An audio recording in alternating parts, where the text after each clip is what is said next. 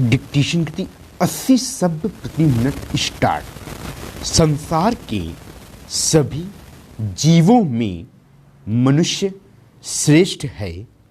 उसके पास बुद्धि और विवेक के रूप में दो ऐसी नैसर्गिक शक्तियां हैं जिनके कारण वह अन्य जीवों से ऊंचा उठ पाया है।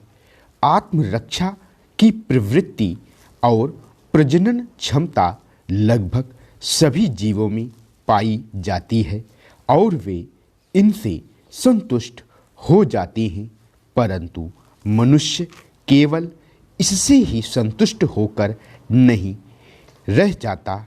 संभवतः यही विचार कला के जन्म का मूल है। वास्तव में कला क्या है, इसका सटीक उत्तर दे पाना सरल नहीं है।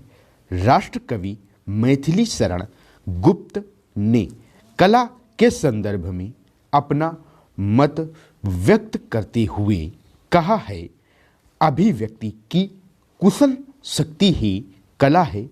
इटली के महान विद्वान ने भी कला को अभिव्यक्ति का साधन मानते हुए कहा है, कला का संबंध केवल स्वानुभूति से प्रेरित प्रक्रिया से है। जब कोई कलाकार स्वानुभूति को सहज स्वाभाविक रूप से अभिव्यक्त कर देता है तो वही कला का रूप धारण कर लेती है। अतः अभिव्यक्ति की पूर्णता ही कला है, अभिव्यक्ति ही उसका सौंदर्य है। एक अन्य विद्वान ने कला को परिभाषित करते हुए लिखा है, कला कलाकार के आनंद के श्रेय और प्रेम तथा आदर्श और यथार्थ को समन्वित करने वाली प्रभावों उत्पादक अभिव्यक्ति है। वास्तव में कला सुंदरता की अभिव्यक्ति है और समृद्धि की परिचायक है।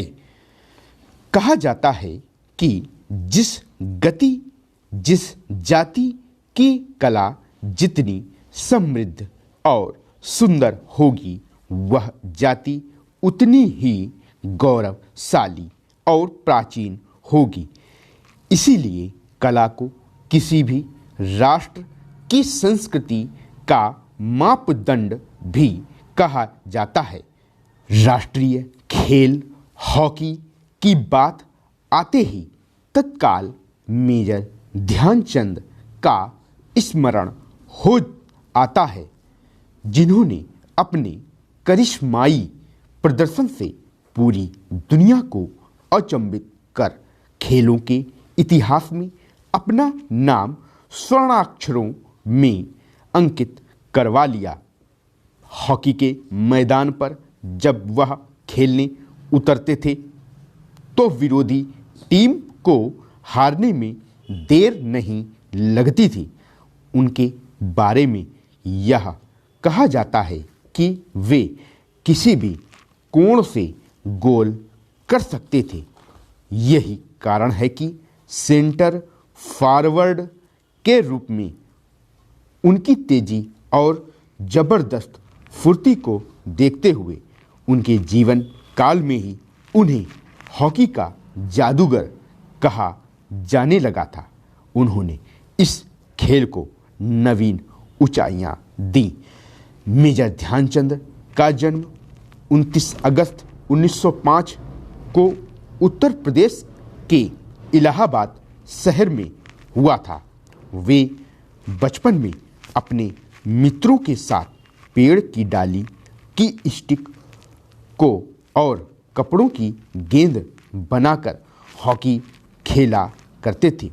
23 वर्ष की उम्र में ध्यानचंद वर्ष 1928 के ओलंपिक में पहली बार भाग ले रही भारतीय हॉकी टीम के सदस्य चुने गए थे।